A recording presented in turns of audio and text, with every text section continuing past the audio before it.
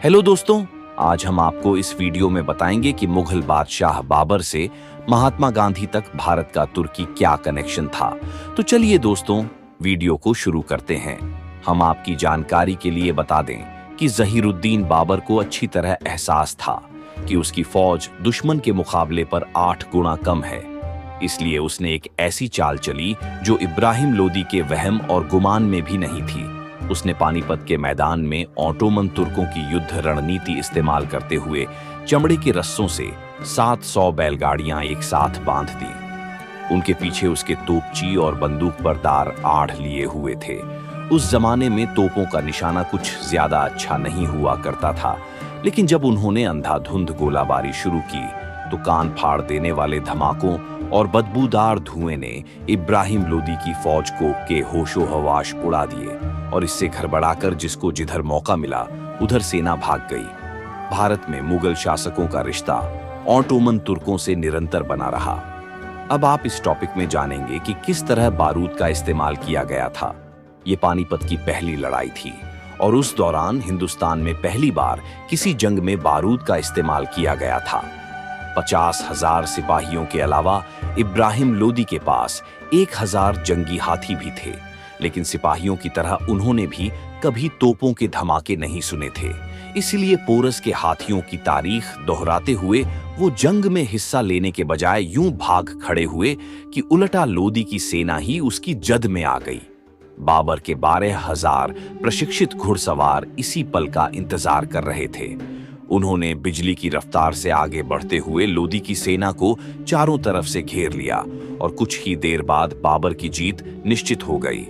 सलीम प्रथम को आमतौर पर ओटोमन साम्राज्य का पहला खलीफा माना जाता है। आखिर क्या था तुर्कों से रिश्ता?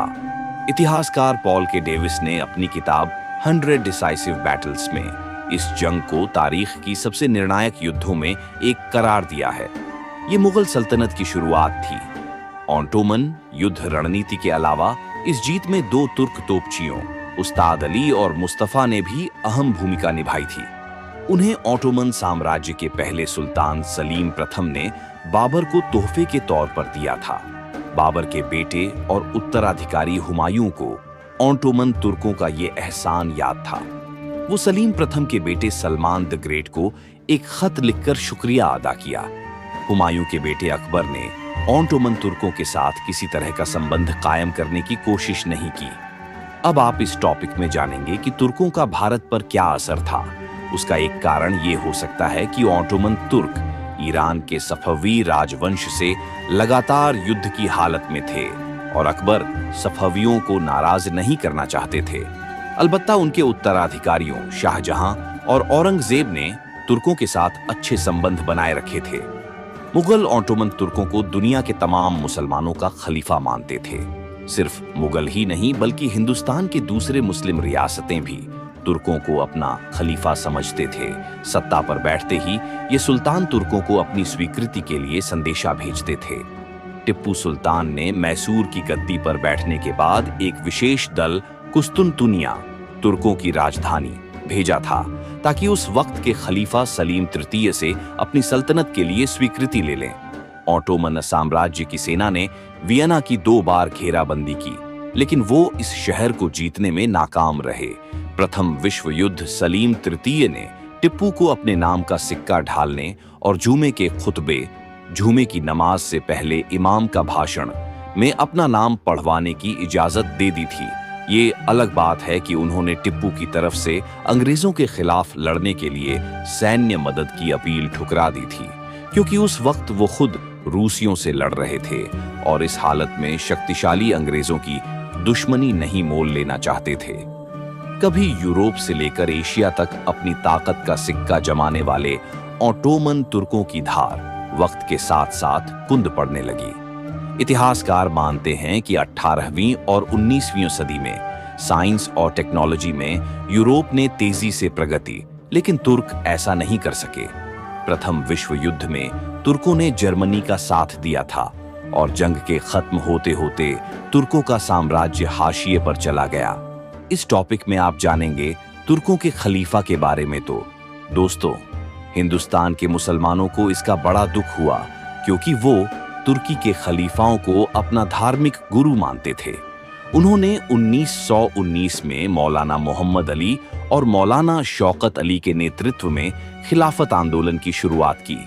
हिंदुस्तानी मुसलमानों ने अंग्रेजी साम्राज्य को धमकी दी कि अगर उन्होंने तत्कालीन तुर्क खलीफा अब्दुल हमीद को तख्ता से हटाने की कोशिश की तो हिंदुस्तानी मुसलमान अंग्रेजों के खिलाफ बगावत कर देंगे।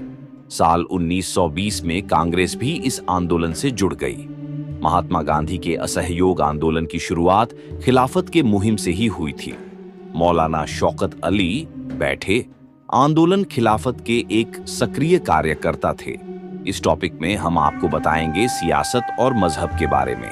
सबसे पहले हम आपको बता दें कि दिलचस्प बात यह है कि जिन्ना ने इसका साथ नहीं दिया था, क्योंकि उनका मानना था कि ये राजनीति को धर्म से जोड़ने की कोशिश है, जो उनकी नजर में सही नहीं था। लेकिन 1922 में ही मुस्तफा कमाल पाशा ने ऑटोमन खलीफाओं की जगह सत्ता संभाल ली और अब्दुल हमीद को सत्ता से बेदखल कर खिलाफत व्यवस्था को ही खत्म कर दिया था। इस तरह से 623 साल तक चलने वाली खिलाफत व्यवस्था खत्म हो गई। हिंदुस्तानी मुसलमानों ने बढ़ चढ़कर खिलाफत आंदोलन में हिस्सा लिया। इस वीडियो में दी गई हर जानकारी सोशल मीडिया और विकिपीडिया से ली गई है। हमारी इस वीडियो का उद्देश्य किसी भी जाति, धर्म या किसी भी समुदाय की भावनाओं को ठेस पहुंचाना नहीं है। तो दोस्तों, कैसी लगी आपको हमारी यह वीडियो?